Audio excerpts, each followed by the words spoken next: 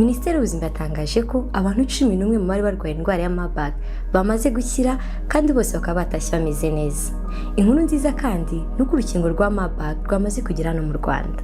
Turatangira igikorwa cy'ibanze cyane cyo guhashya ino virusi ya Marburg, akaba ari igikorwa cyo gukingira.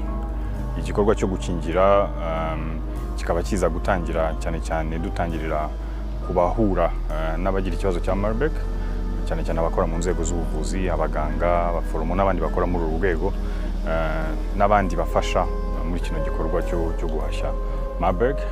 Uru rukingo rero akaba ari urukingo rumaze igihe rwarakozwe, kuko nkuko mubizi inkingo zica mu nzego zitandukanye kugira ngo zibashe kugera aho zikoreshwa mu bantu. Hari igice cya mbere aho zibanza zigaca muri za laboratoire bakareba uko zikora, hanyuma zikagera ku rwego rwo gukoreshwa no ku nyamaswa kugira ngo barebe ubushobozi bwazo n'umutekano wazo, none bikagera ku rwego rw'abantu. Urukingo rero muri 2018 rwatangiye gukoreshwa muri Amerika, muri Leta Zunze Ubumwe za Amerika. Icyo gihe akaba ari rwo bwa mbere rwari rutangiye kugera ku rwego rwaho rugera mu bantu, ariko n'ejo bundi umwaka ushize mu gihugu cya Kenya ni Uganda naho rukaba rwarakoreshejwe. Urukingo rero rukaba rwaragaragaje yuko nta ngaruka mbi ku buzima rugira, nta zindi ndwara rutera, ntabwo rwica, kandi rukaba rugaragaza yuko rurinda iki cyorezo. Yaciye umunsi kandi mugenzi wacu Ange Mutoni aratwereka agakoresho ushobora kwifashisha ukamenya niba warasamye cyangwa utarasamye.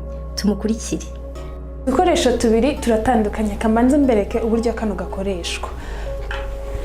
Akangaka niko gakoresho nyamukuru. Uragafata, ahangaha hari utuntu ushobora gufunguriraho dusa naho ushobora kugaca kagacika.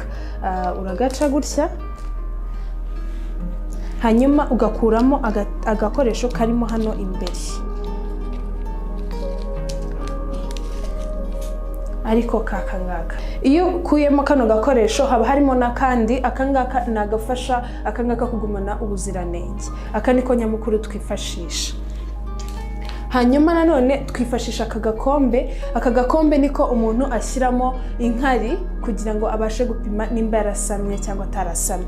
Iyo umaze gushyira inkari muri kano gakombe, ufata aka gakoresho, hano hari akarongo kariho agafresh kamanuka cyangwa se akarongo kerekana neza kumanuka, hanyuma ukoza mu nkari ukageza kuri kano karongo.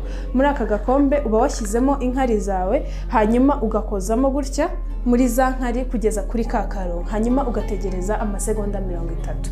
Iyo utegereje amasegonda 30, hano hari umwanya w'umweru utarimo ikintu na kimwe, hazamo uturongo tubiri cyangwa se hakazamo akarongo kamwe. Iyo hajemo akarongo kamwe ntago uba warasamye, iyo hajemo uturongo tubiri uba warasamye.